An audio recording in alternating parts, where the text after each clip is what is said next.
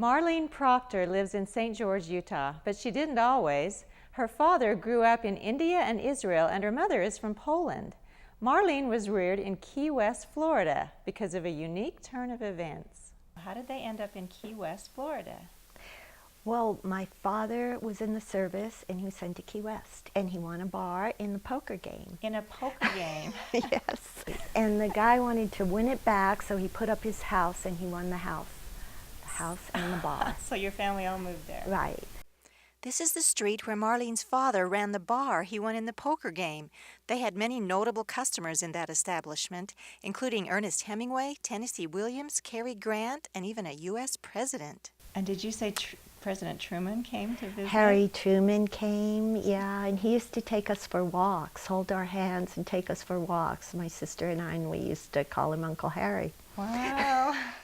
Marlene made a fateful decision one day when she was 13 years old. She decided to run away from home. My mother and I had a little fight, and I took all the money out of the cosmetic shop, out of the cash register one day, and I went right next door to the Greyhound bus station and jumped on the Greyhound bus and went to California, You went all the way to California? Got off at the LA Greyhound bus station in California. And then how did you survive? So I went and found a tiny little place and took it and got another girl that I met at the skating ring to come and stay there with me. And you were on your own at age 13? Yes. And did you go to school? I went to Venice High School, and they kicked me out for signing my own report card. They caught me forging my report card. Marlene eventually became an animal trainer and horse wrangler for the movies. She also did stunt work and appeared in several movies herself. And because she learned about cosmetics from her mother's shop, she became a makeup artist for the stars. She also did deep-sea diving with Mel Fisher during the time he discovered the treasure ship Atosha. For one period of time, she was a professional model, which led to another interesting adventure. So tell me about the time you lived in the jungle in a bikini. Oh, well, that was one of the modeling jobs. I was asked to come to Costa Rica to do modeling. So I went there. They got me a round-trip ticket. And once I got there, I wanted to see what it was like to really be a native there in Costa Rica. So I sold my ticket home, and I lived on that money. And I lived there with the Indians for a year. Well, how did you end up in Utah? My son was born deaf, totally deaf. And in Utah, the Osmonds were starting a school teaching a deaf child to hear through vibration. So I came here to Orem with my son so I could put him in that school.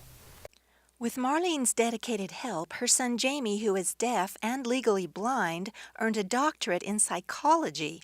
Her second son, Jake, has become an accomplished musician with Marlene's encouragement.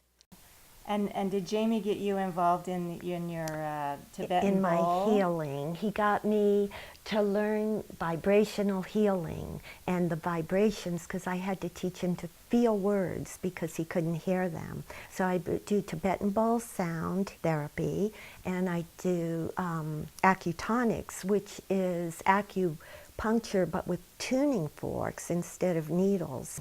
And I hear you do intuitive readings also. Right. And I also work on California psychics, too.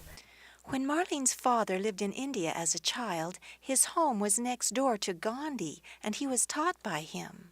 And so I know that you have to be the vibration that you want to bring into your life because of all of the things that my father learned from Gandhi. He never got mad. He was very loving and very giving and just a beautiful man.